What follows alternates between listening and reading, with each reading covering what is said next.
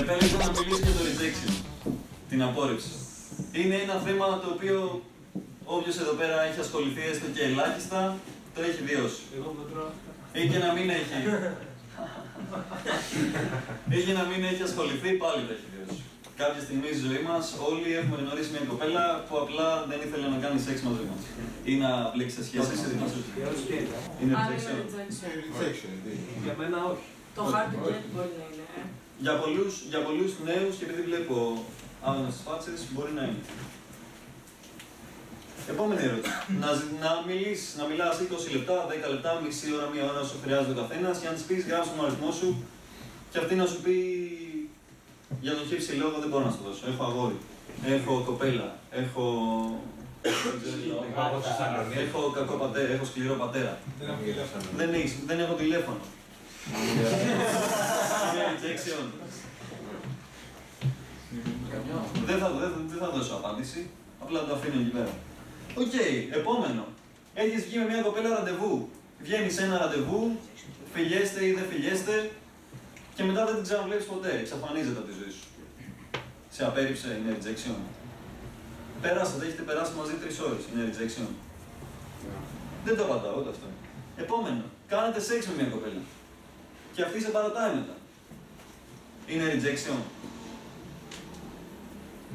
Δεν ξέρω. Δεν το αφήνω.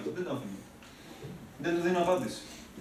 Επόμενο. Έχεις σχέση 6 μήνες με μια κοπέλα και αυτή σε χωρίζει. Είναι rejection. Όλα είναι. Θα σου πετάξω καμιά πέτρα. Όλα είναι rejection. Επόμενο.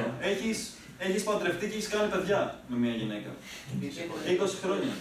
Και αυτή παίρνει διαζύγιο μαζί σου. Πάλι είναι rejection. Ναι. Πεθαίνει. Κάποια στιγμή πεθαίνει η κοπέλα. Είναι rejection. Από το Θεό. Είναι rejection. Σε όλο αυτό δεν είναι.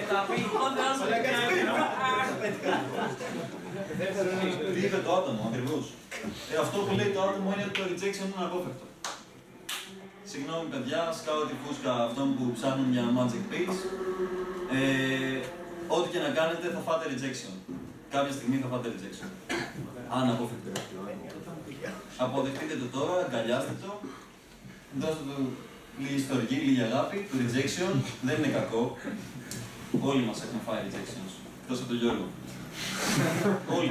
Όλοι ανεξαιρέτως. Κοιτάξτε γύρω σας, το μόνο που θα δείτε είναι πρόσωπα που έχουν φάει rejection. Ακόμα και θεωρείς.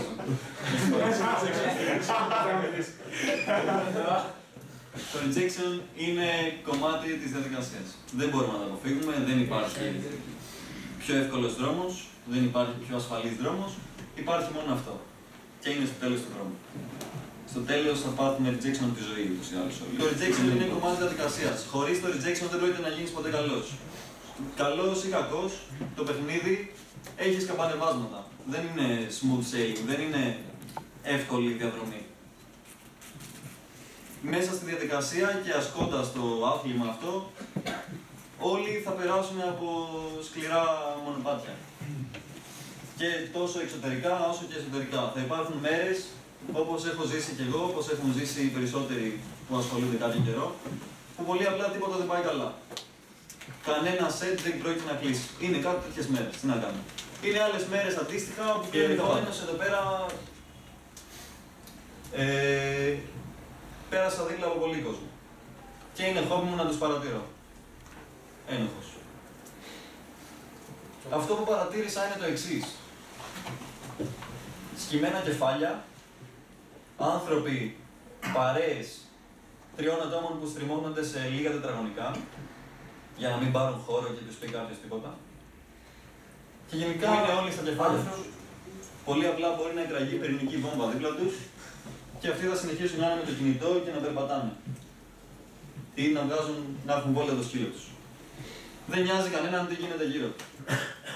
Πολλοί από αυτούς που παίζουν, ή μάλλον από αυτούς που δεν παίζουν, έχουν ως δικαιολογία ότι θα με δει και θα υπάρχουν κάποια σετ τα οποία θα έχουν αυτή την αντίδραση. Είμαι ο Βασίλης, αντεχές σου. Δεν με νοιάζει ποιος είσαι. Οκ. Και τι έγινε. Πολλοί απλά δεν μπαίνουν στο πάρτι. Δεν θέλουν να μπουν στο πάρτι. Ή ίσως δεν είμαι ακόμα και εγώ το πάρτι.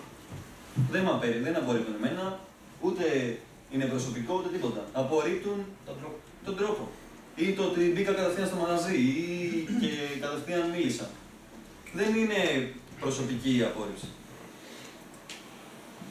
Δημιουργείς ένα μαγαζί γύρω από σένα ή αν είσαι στον δρόμο, μπορεί να μην δημιουργείς έναν δρόμο γύρω από σένα, αλλά αυτό που δημιουργείς είναι την αίσθηση μέσα στον εαυτό σου, μέσα στο μυαλό σου, ότι είναι ok να μιλάω με όλους, δεν πρόκειται να πάθω τίποτα κακό και οι άνθρωποι με γουστάρουν για αυτό που είμαι. Επειδή είμαι αυθεντικός και είμαι κοινωνικός και γουστάρω να τους μιλήσω. Cool. Τελικά όμως, πολύ απλά δεν πρέπει να μας νοιάζει τι γίνεται απ' έξω μας. Ναι, προσπαθούμε να φτιάξουμε ένα σύστημα το οποίο θα μας δώσει τα αποτελέσματα που θέλουμε. Και αυτό το σύστημα είναι κάποιο το οποίο μας κάνει να νιώθουμε άνετα, ό,τι και αν σημαίνει αυτό για τον καθένα. Και πολύ απλά αυτό που μας νοιάζει είναι ο εαυτός μας. Χαίρομαι πάρα πολύ γιατί εδώ πέρα βλέπω ανθρώπους οι οποίοι πραγματικά θέλουν να πάρουν αυτό που πιστεύουν πως τους αξίζει. Χαίρομαι γιατί βλέπω ανθρώπους που θέλουν να ζήσουν αυθεντικά. Θέλουν η ζωή τους να είναι ευθυγραμμισμένη με τις προθέσεις τους. Ανθρώπους οι οποίοι βλέπουν μια ωραία κοπέλα και πηγαίνουν και τις μιλάνε. Γιατί για αυτούς δεν αρκεί το ότι πέρασε μια ωραία κοπέλα. Πρέπει να είναι η δικιά τους ωραία κοπέλα. Πρέπει να γίνει η δικιά τους. Δεν έχει σημασία αν θα γίνει ή όχι. Σημασία έχει ότι έκανες αυτό το μικρό βήμα. Και ότι κάθε cold, ανεξαρτήτως αποτελέσματος, σε κάνει λίγο πιο δυνατό, λίγο πιο αυθεντικό, λίγο πιο ικανό να αφήσεις στίγμα στους ανθρώπους που γνωρίζεις και που ακουμπάς. Και αυτό είναι που μετράει. Εδώ πέρα δεν είμαστε για να μιλήσουμε για το πώς θα κάνει κάποιος ένα λέει ή πώς θα κάνει σεξ. Όποιος θέλει να κάνει σεξ, υπάρχουν επαγγελματίες γι' αυτό. Αυτό που θέλουμε να πούμε εδώ πέρα είναι το πώς φτιάχνεις μια ζωή. Η οποία ζωή έχει και τις γυναίκες μέσα, έχει και τα υπόλοιπα. Η οποία ζωή είναι η ζωή που θέλεις να έχεις, τελικά. Ή που δεν μπορεί να έχεις. Μπορείς να την έχεις. Μπορείς να την έχεις. Πες το ναι και μπορείς να την έχεις. Και θα το έχεις. Αλλά να είσαι σύμφωνος με τις ίδιες σου τις προθέσεις. Τελικά. Γιατί στο τέλος αυτό είναι που μετράει. Και κάθε call σε φέρνει λίγο πιο κοντά σε αυτό. Και όταν έχεις φάει 15 blowouts, 20, 100 blowouts σε μία μέρα και κάνεις το 101ο, εκεί είναι που γυμνάζεται ο μυς. Εκεί είναι που γίνεσαι λίγο πιο γαμάτος. Εκεί είναι που σταματάει να σε νοιάζει. Τα καλύτερα call μου τα έχω κάνει μετά από άπειρα blowouts. Όταν πλέον έχω φτάσει σε σημείο να διαφορώ τελείως για την κοπέλα. Πέφτει ο εγωισμός. Σπάει το εγώ. Σπάει η μάσκα. Γίνεσαι ο πλήρως αυθεντικός τύπος. Οκ. Έχεις φάει 20 blowouts.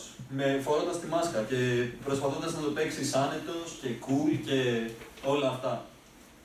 Όταν όμως η μάσκα δέχεται σφυριές, γιατί σφυριές είναι τα blowouts και τα άκυρα, και κάποια στιγμή πέφτει κάτω, γιατί πονάει να τη φοράς, σε τρυπάει, τότε σταματάει να σε νοιάζει. Και πλέον εκεί είναι που απελευθερώνεσαι πραγματικά. Εγώ αυτό που θέλω να σας πω σαν αποστολή, όποιος δεν με πιστεύει γι' αυτό, θέλω να σας πω το εξής. Δεν νοιάζει κανέναν τι κάνετε. Μία άσκηση για να το αποδείξετε αυτό στον εαυτό σας είναι η εξής. Θέλω να βγείτε έξω την επόμενη φορά που θα βγείτε και να κάνετε ό,τι πιο τρελό καραγκιοζηλίκι έχετε στο μυαλό σας. Δοκιμάστε ό,τι πιο εξωφρενικό μπορείτε να σκεφτείτε. Είτε είναι άκυρο να φωνάζετε στις μέσεις πλατείας, εδώ, είτε είναι να κάνεις ένα call, αν παίζεις indirect, να το κάνεις direct.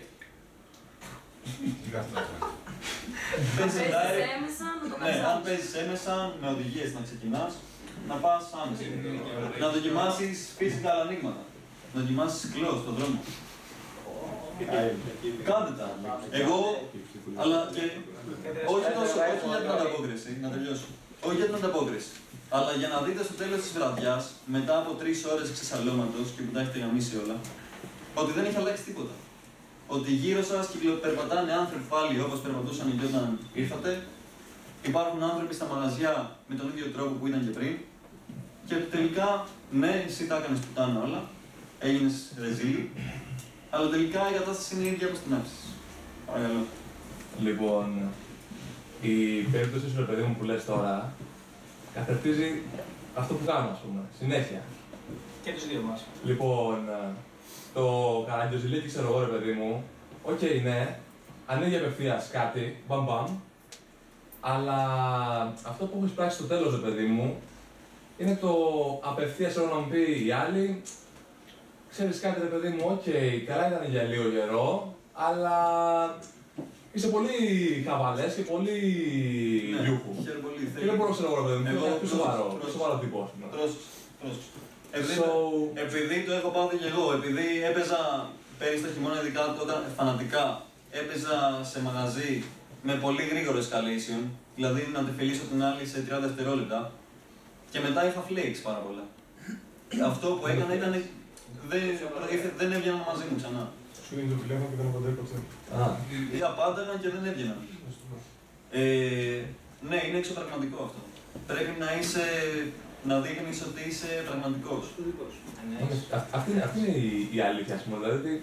Θέλει ισορροπία, όπως όλα. Ότι μου φτάνω εγώ να κάνω χαβαλέ συνέχεια και τα λοιπά, ας πούμε. Αυτό πρέπει να το μετριάσεις. Επιθετικός, πολύ... Επιθετικός. Είσαι πολύ, πώς να το πω. Απευθείας εκεί πέρα, ας πούμε, και δεν έχεις το τάκτ. Θα σου πω. Γενικά, εγώ το πρόβλημα που βλέπω στους AFC, στους φίλους μου, ας πούμε, είναι το εξής. Ότι προσπαθούν να παίξουν τις γυναίκες, πιστεύοντας πως οι γυναίκες είναι πριγκίπισσες του παραμυθιού. Πιστεύουν ότι κάνοντας δώρα, δημιουργώντας ένα είδωλο, ένα ψεύτικο είδωλο στο μυαλό τους, ότι οι γυναίκες δεν πάνε τουαλέτα, δεν κλάνουν, δεν ρεύονται και ότι κυκλοφορούν με φόρεμα με Σβαρόφσκι πάνω και όποτε περπατάνε στον δρόμο είναι οι άγγελοι με τις τρομπέτες δίπλα. Πρόσεξε, αυτό γιατί δεν είναι αποτελεσματικό. Γιατί δεν κάνουν σεξ αυτοί. Γιατί πολύ απλά έχουν μια εικόνα στο μυαλό τους η οποία δεν ανταποκρίνεται στην πραγματικότητα. Αντίστοιχα η γυναίκα, ναι, θα το γουστάρει αυτό.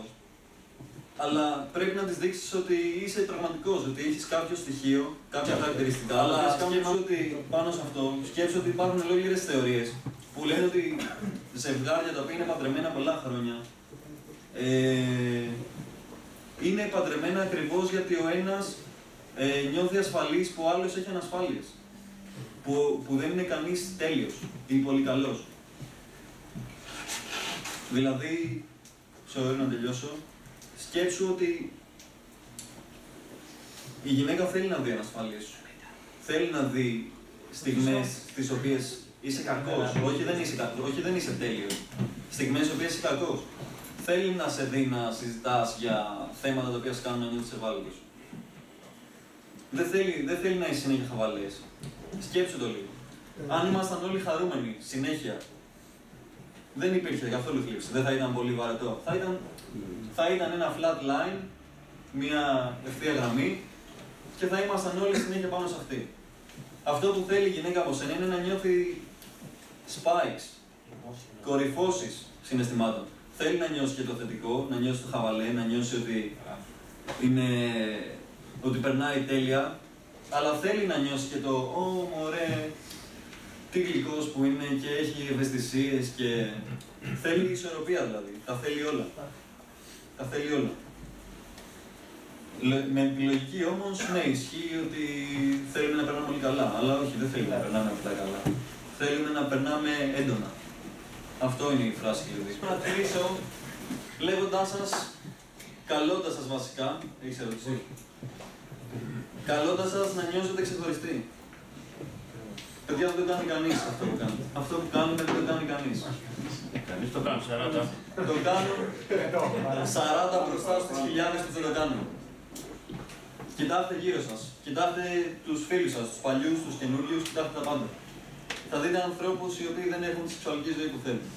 Με πολύ σημαντικό. Αυτό που θέλω από εσάς είναι να νιώσετε ξεχωριστοί. Αυτό που κάνετε είναι εγώ το βλέπω και εσείς πρέπει να το βλέπετε σαν πράξη επίδειξης θάρρους. Δεν έχει κανείς το κουράγιο να μαζέψει τα κομμάτια του και να κάνει μια προσέγγιση. Να φάει άκυρο και να μαζέψει ξανά τα κομμάτια του και να κάνει άλλη. Και να φάει πάλι άκυρο. Επί 15, επί 20, επί 100. Και να το ξανακάνει. Θα πω και ένα quote.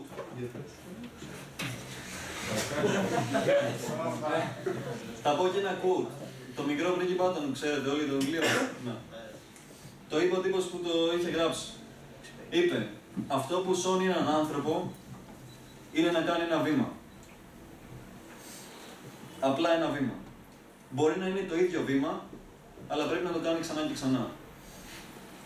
Τι θέλω να πω με αυτό, μιλάω με γρίφους. Περίμενα να ακούσω από σένα. Γέροντα. Δεν έχει σημασία. Έκανες το βήμα, έκανες ένα call. Okay. Δεν πήγε καλά. Αναμενόμενο. Το πρώτο call της βραδιάς, του λεπτού, δεν έχει